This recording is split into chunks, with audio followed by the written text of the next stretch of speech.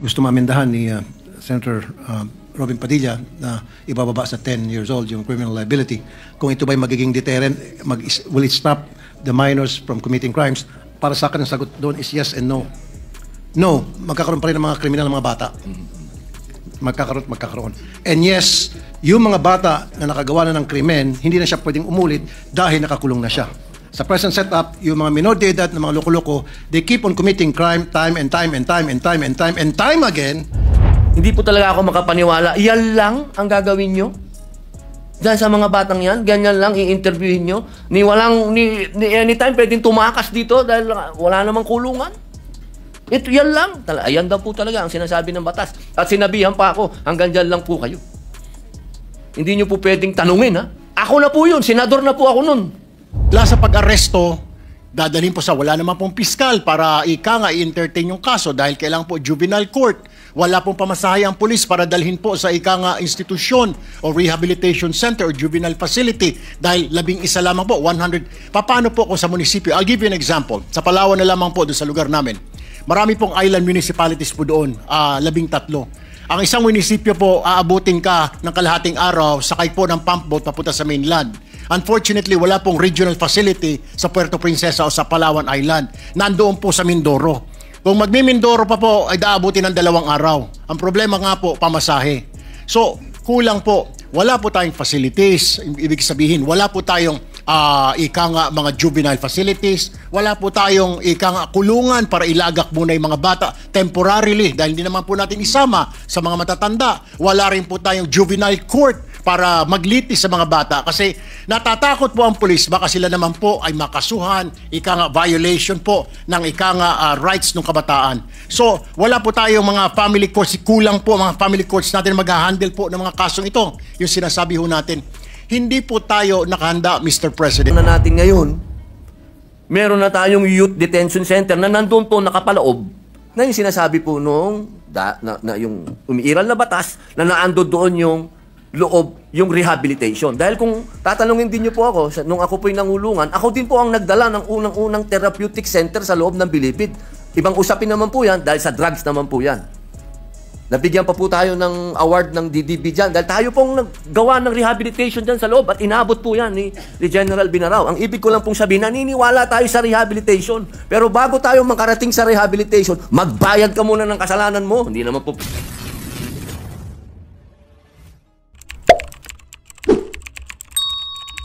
Senator Raffy Tulfo is recognized.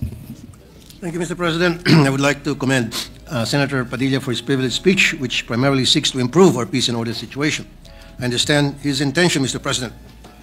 By my experience in my program, several minors do get involved in criminal activities, and some are even involved in the commission of heinous crimes. The parents and family members of their victims are often left frustrated due to inability to get justice. If we are going to talk about facts, that is a fact. Meron lang po akong kwento many years ago. May pumunta sa akin na isang parent from Leyte, if my memory serves me right.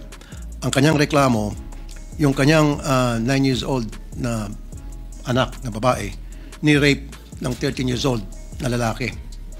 After na ma-rape itong 13 years old na lalaki, yung 9 years old na anak niya, kinasuhan, ay dinala sa korte. At anong ginawa ng korte? Dahil mayroong Juvenile Justice Act tayo, walang nagawa yung piskal kundi pakawalan. And then, 2 weeks after, nang rape ulit.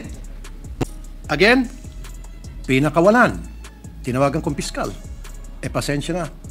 Yun po yung batas. Kailangan pakawalan. Pangatlong beses, nang rape na naman. Na-high blood po ako dun. Nabalitaan ko. At hindi lang po yung unang insidente na nakarating sa akin na kung saan yung mga minor de edad naging recidivist pa ulit-ulit na lang gumagawa ng heinous crime. And meron din akong karanasan sa aking programa din na yung pulis pupuntahan yung bahay ng isang magulang dahil yung kanyang anak ay merong ginawang kasalanan. Ang sabi ng nanay agad, sandali lang, alam ko na yan. Pupunta siya sa kanyang cabinet, kukunin yung birth certificate ng kanyang anak dahil minor de edad. So sasangkalan yung edad para makalusot yung mga bata at makagawa ng krimen. Ang daming beses na po ng mga insidente na yung mga minor de edad ang lalakas ng loob, gumawa ng krimen dahil alam nila wala silang pananagutan at sasalbahin ng batas. And there were also cases na nilagay sila sa juvenile detention center ng DSWD. Pero nakakatakas, napapakawalan. Now, meron lang konting katanungan dito kay Senator Robin Padilla, if you will yield to some questions. Isa pong Sir. pagpasalamat ang suporta po ninyo at tanong. Okay. Meron na ho ba kayong ginawang pag-aaral kung tama ba yung 10 years old na ibababa natin yung age of pananagutan para yung isang bata ay makulong sa isang heinous crime? Have you conducted studies or are there or meron na buong pang pag-aaral na ginawa dito? Opo. Ngayon po, nasa oras pa rin po kami ng pagsisiyasat at pagkuha ng mga impormasyon. Ang amin pong binabasihan din po ay yung mga bansa din po na katulad natin na miyembro din po ng United Nations. Alam naman po, may mga batas din po dyan patungkol sa kabataan. Na yung kanila pong mga bansa din, meron din po silang mga batas na ganyan. Katulad po sa Australia, sa UK, at ang iba pong mga bansa din sa ASEAN. Sa ibang bansa nga po sa ASEAN, may 7 years old pa. Opo, doon po sa UK, tsaka sa Australia, 10 years old po ang kanila pong ano. So, makikita po natin na doon po sa mga progresibong bansa din at sa mga kapitbahay po natin, meron na pong mga ganitong batas. Opo. Ang katunayan nga po sa amin pong panukala, hindi rin po namin isinasawalang bahala yung dati pong batas, yung Juvenile Act na yan, sapagkat nakita po namin mapakaganda din po talaga ng batas na ito. Kailangan lamang pong sumabay sa panahon. Opo. Okay. Yung binanggit niyo po, may mga batas na yung age of criminal liability ay napakababa. Halimbawa, yung Belize, 7 years old. Botswana, 8 years old. Brunei, 7 years old. India, 7. Kuwait, 7. Yemen, 7. Zimbabwe, 7. China, 12. Hong Kong, 10. Singapore, 10. Sa US, depende sa states. It varies from 11 to 14 years old. Australia, tama ka, 10 years old. Germany, 14. Sa atin, ilan? Opo, sa atin po, ang pinapanukala po natin ay 10. Pero sa present, ilan ba yung present ngayon, Mr. 15 President? po 15. So, pinapanukala nyo 10. 15 pababa, wala po silang obligasyon. So, ibig sabihin, inahalin tulad niyo po ito sa current age of criminal liability sa Hong Kong na 10, and in Singapore na 10, and Australia 10. So, meron kayong pinagbabasihan. Opo, pinagbabasihan po natin, pero yung atin pong... Medyo mas mataas pa kayo kaysa sa Belize. Buti 10. Sa Belize, 7. Opo. Sa Brunei, 7. India, 7. Kuwait, 7. Opo. Katunayan po,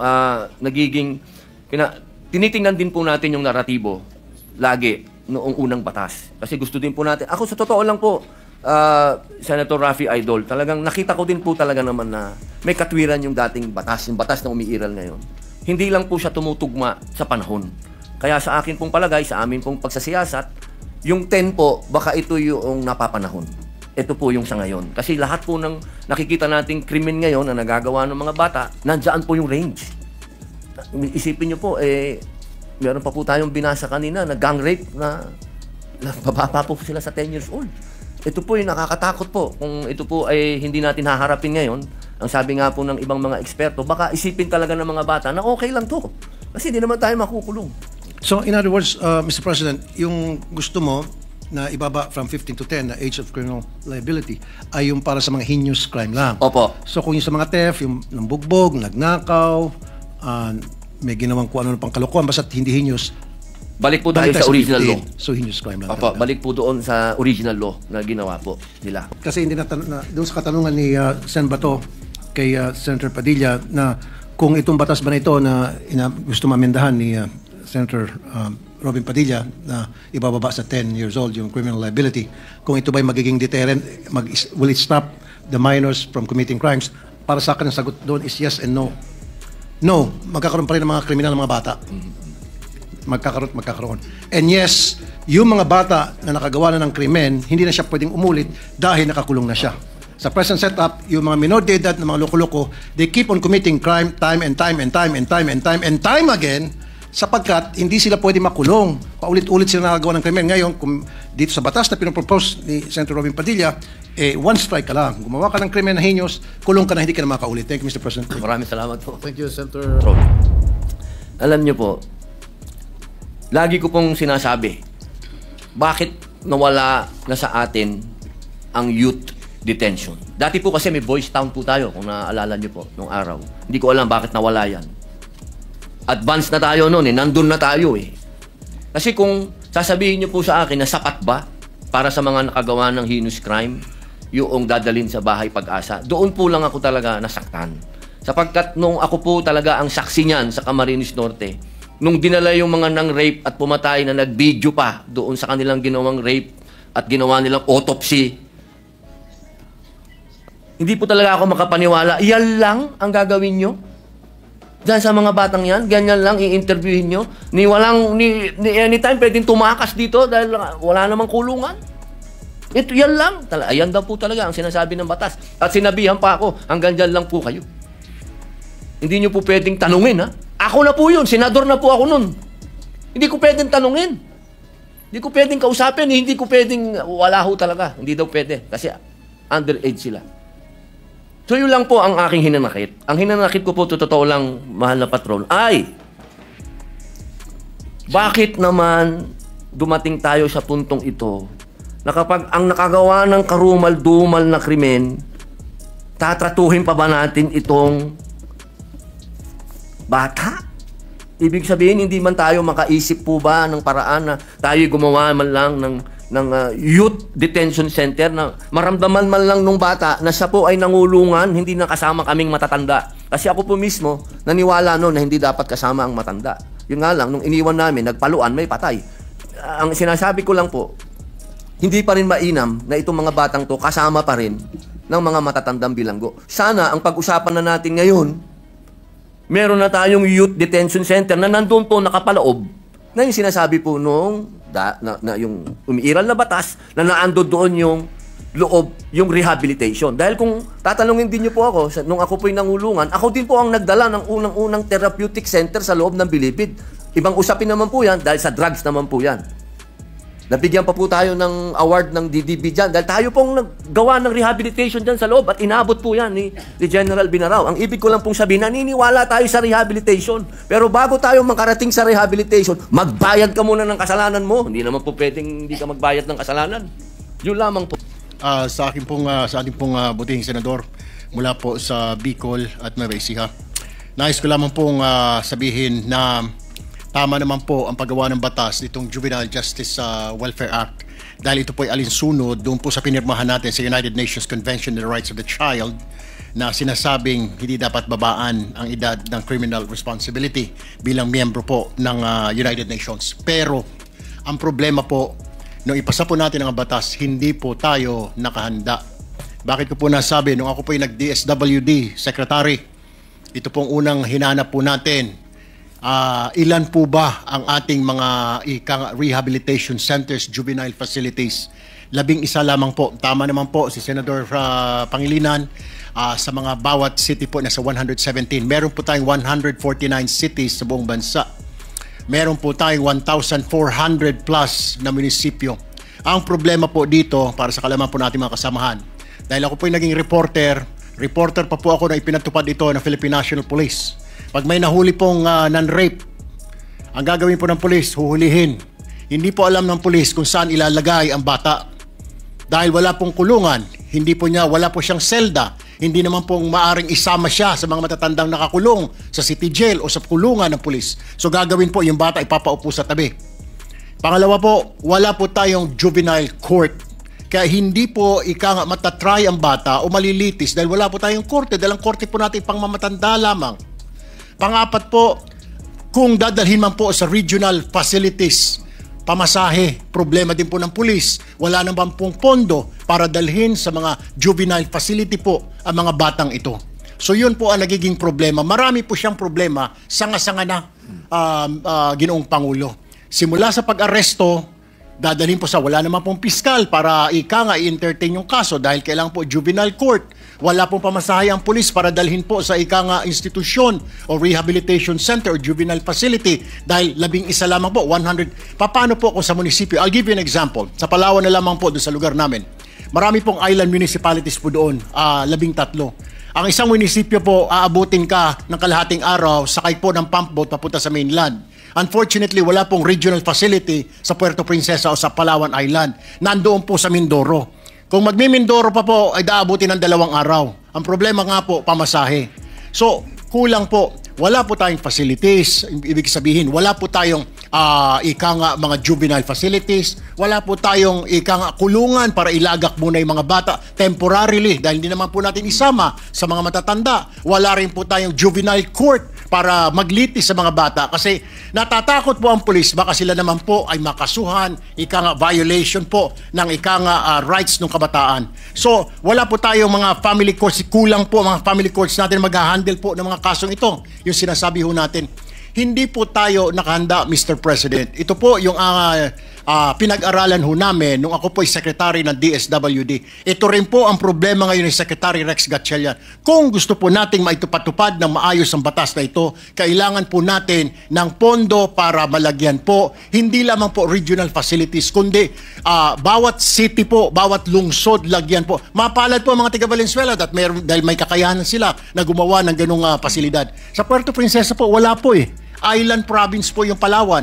Sa Marinduque, ganun din po. Sa Romblon, wala din po. Mindoro po, sa Mimaropa, doon pa po dadalhin. E paano po kung nasa Balabac, Palawan, yung ika nga bata na nakagawa ng krimen, papunta po siya sa Mindoro. 2 araw po, bibiyahin ho yun. So hindi po alam ng otoridad kung ano pong gagawin doon sa batang nagkasala. So ang punto ko lamang po dito, Mr. President, kung gusto po nating maipatupad na maayos ang batas na ito, kailangan po natin ng pondo, mabigyan po ng pondo ang DSWD para makapagpagawa po ng mga facilities sa bawat lungsod.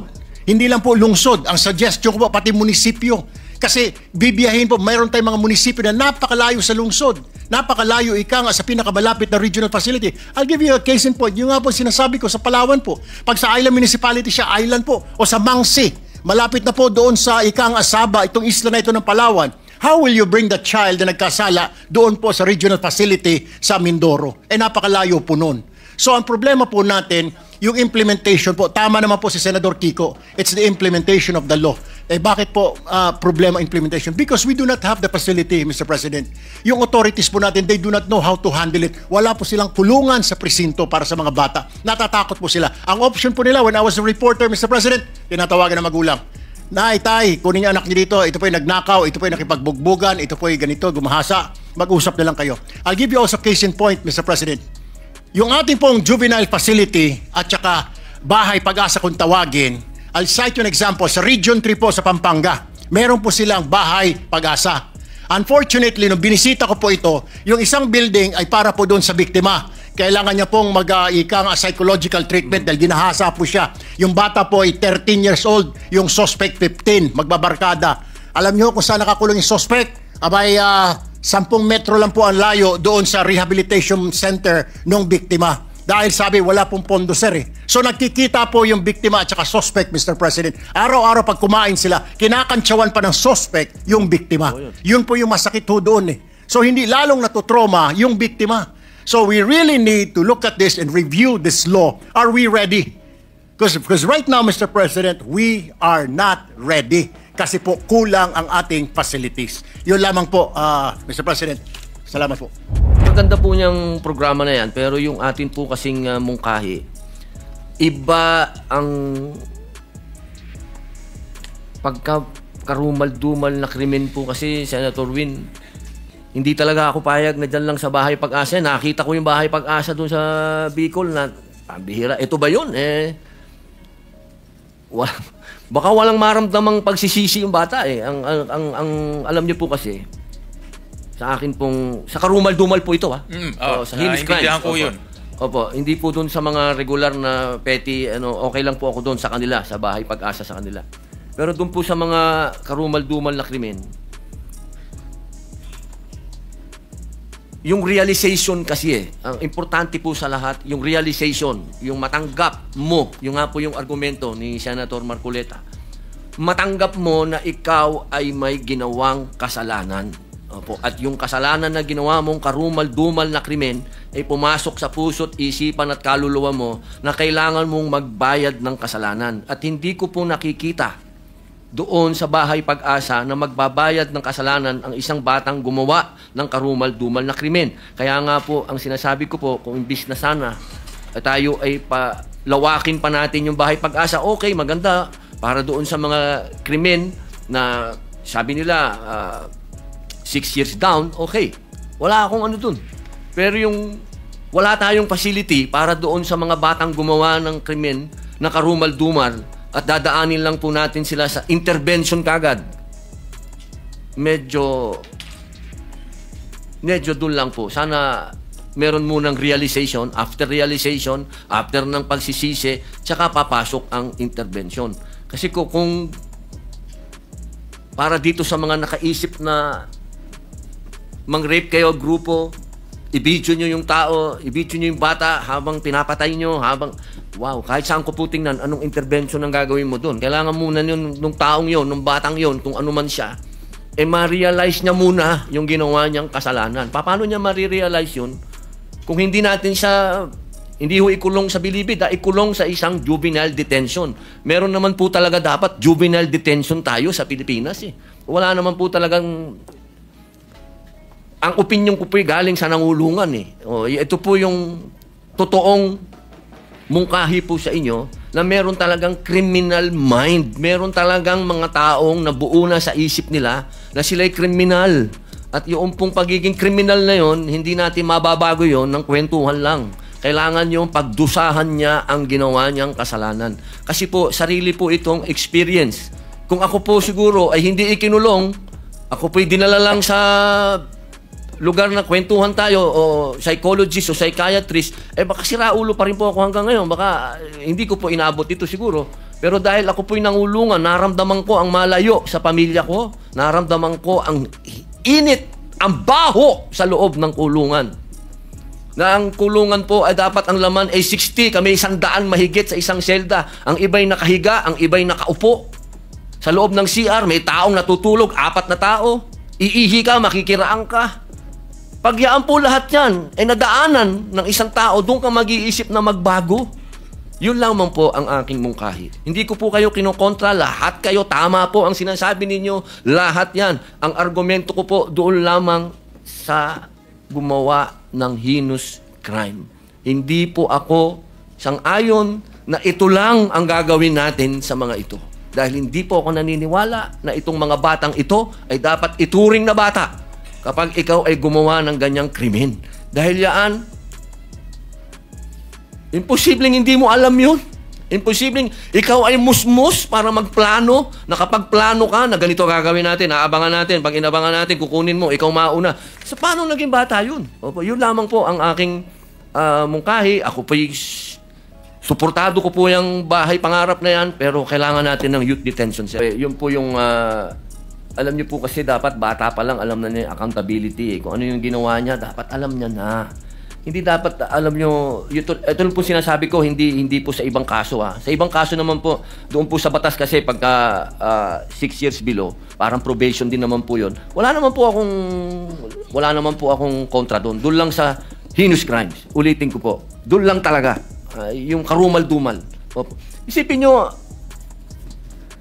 kwentuhan lang ang puhunan mo pala. Pag ako'y pumatay ng tao, ng rape, na bata, ang mangyayari sa'yo, ang puhunan mo lang pagdating mo sa bahay pag-asa, kwentuhan lang. Wala kang gagawin, kundi makikipagkwentuhan ka lang doon sa lahat ng mga ibibigay sa'yo ng gobyerno, sa mga programa doon, pero hindi ka nagbabayad ng kasalanan mo. Importante po sa lahat, yung magbayad ka ng kasalanan mo, sa murang edad, maintindihan mo na kailangan mong magbayad ng kasalanan pag may utang ka. Yun lang naman ang kailangan na hindi mo pwedeng lagpasan yun. Kailangan magbayad ka. Ginawa mo yan eh. Pwede po bang malaman, Mr. President, nung kayo po ay unang nakalabag o nakagawa ng labag sa batas, anong taon po ba kayo? 10 taon po. Napakaswerte po ng intervention na ginawa ng ating bansa sa inyo sapagkat sa kabila ng maaga po ninyong pagkakalabag ng ating mga batas. Ngayon po ay kausap ko na kayo bilang isang senador ng ating bansa.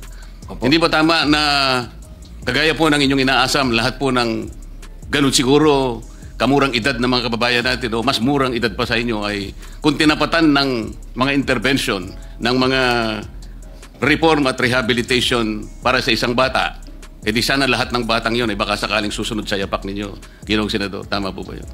Opo, tama din po. Tsaka ma-share ko lang po, siguro po kung meron na po talagang sa panahon namin, kasi ang nangyayari po kasi noon. Ano po ba yung panahon ninyo? No?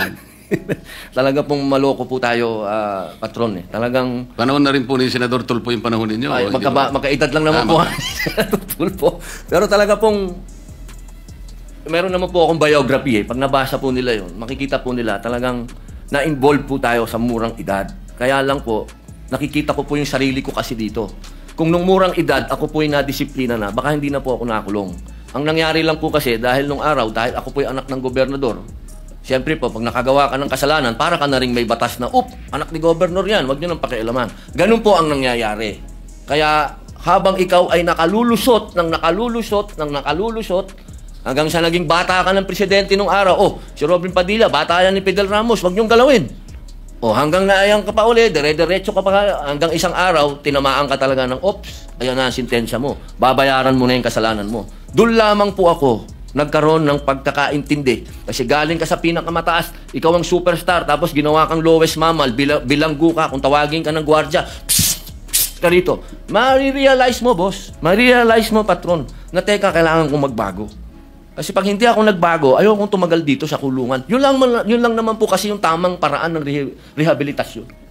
Kasi kung babalikan ko po nung araw na nakalulusot ako, boss, maniwala po kayo sa akin, hanggang nakalulusot yan, patindi ng patindi.